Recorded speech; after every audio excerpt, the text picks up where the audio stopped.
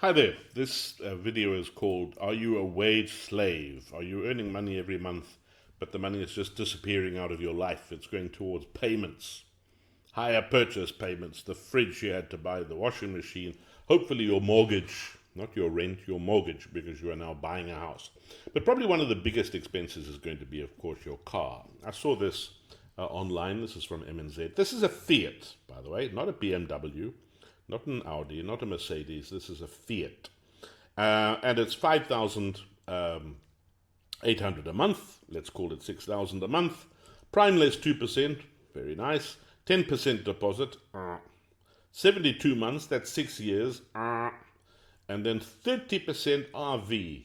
In other words, after paying it for 6 years, you still owe the bank a lot of money. 30%. The car is still not yours until you've paid them all of that money. So let's work out the figures. This car, by the way, is about 480,000 bucks. So that's going to be a 48% deposit. 480,000, 48,000. I don't know where you're going to get $48,000 from. That's quite a lot of money, but good for you. Now you have to pay them, as I say, nearly 6,000 every single month for the next 6 years. And in 2028, they're not going to take a picture of you with a bottle of champagne, by the way. I'll show you that just now. The car still isn't yours because you still owe that residual value, which is $150,000. You've still got to pay them that money before you can drive the car away and say the car is yours and not the bank's. Where do you get $150,000 from? No, very few people have got that. So what the banks normally do is say, well, I'll tell you what, if you buy another car, then we'll readjust all the figures and you just carry on paying every month. And that's how people get trapped. That's what I mean by slavery. And if you do come up with that 150,000, then the car is yours. But as I say, most people don't. So you buy a brand new car. Normally your photograph will be on Facebook, like this lady, and you get a bottle of champagne, sparkling wine, and a red ribbon on the car. Very nice. You've got to think out the box.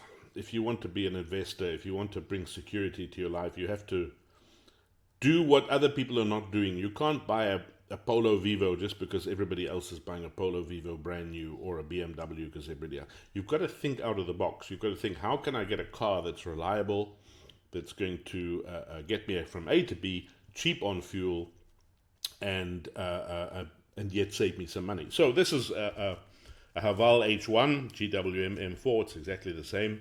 If you're interested, I've done a review of the car, so you can click on the link in the comments to see the review. Look there. This is from Pupkowitz, by the way, respected dealer. And by the way, they're going to be the ones who service and maintain the car and sell you spare parts. So this is not some strange Japanese vehicle from the side of the road. This is a respected dealer. 149, now it's 139. What does that tell me? They're desperate. And you're going to get a bargain because you can walk in there and say to them, hey, I've only got 130. Maybe they'll do a deal because they're desperate. So you can do these clever negotiations with a second-hand car that you can't really do with a new car. So here we go, 48,000 deposit. We're going to do exactly what we did with the Fiat. We're going to pay it over 6 years. Wow, because it's a much cheaper car. It's only going to be 1,350 a month. 2028, after 6 years, the car is yours. There's no residual value there. You're just going to pay them that per month. The car is yours. But I want you to think a little bit out of the box. Let's think about a 20,000 deposit. Because, I mean, that 48,000 is a lot of money. 20,000, so you save 2,000 a month, and after actually less than a year, you've got your 20,000. Good.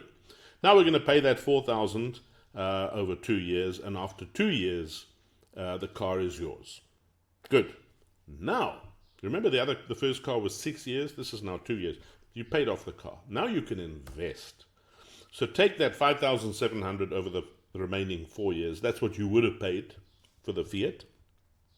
And if you get 10% growth, and I think you can get more with a good investment in shares and ETFs, you should have a total of $346,000. So 2028, after 6 years, you've got the car, and you now have $346,000, and you are starting your investment journey. If you're interested, this is a great calculator that you can look at. It's compound interest calculator. Again, I'll put the link in the comments below. And I wish you all the best with your investing journey. Good luck.